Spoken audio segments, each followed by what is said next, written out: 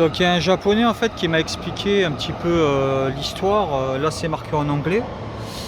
Et il m'a expliqué en anglais du coup que voilà auparavant en fait ce qui se passe c'est que auparavant ici bah, évidemment il n'y avait pas de il y avait une vue mais il n'y avait pas toutes ces rails et ces bâtiments et il m'a expliqué qu'en fait on voyait voilà on avait cette vue là avant ici sur ce temple là de Yanaka et donc mais dorénavant voilà on a toutes ces rails tous ces trains qui passent ici. Donc je suis dans le quartier de Yanaka, je suis descendu à la station Nishipori.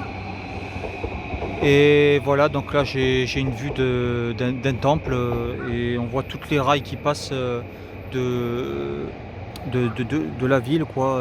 Au moins une, deux, trois, quatre, cinq, six et sans compter là-bas au fond. Différentes lignes qui passent ici, voilà, assez régulièrement. Il n'y a pas beaucoup de bus, hein, mais il y a beaucoup de trains.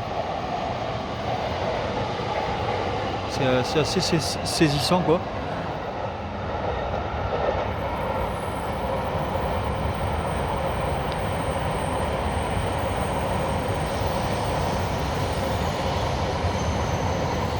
Voilà, des trains qui passent dans tous les sens.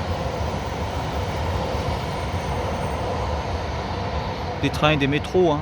Enfin, tout confondu, tout rail confondu. Voilà, donc je vais sortir de là. Et voilà, donc le temple a l'air un peu vieux.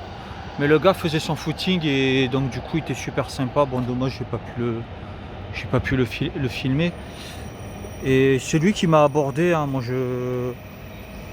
Bon voilà, je passais par là et c'est lui qui est venu m'accoster quoi pour m'expliquer un petit peu voilà la vue. Et il m'a dit également que la montagne de ce côté-là c'était j'ai oublié le nom mince, mais il m'a dit qu'il y avait deux montagnes en fait, une de ce côté-là qui donnait sur l'est et le mont Fuji est à l'opposé en fait. Bon malheureusement cette montagne-là on la voit plus à cause des bâtiments. C'est dommage, ils ont tout caché maintenant.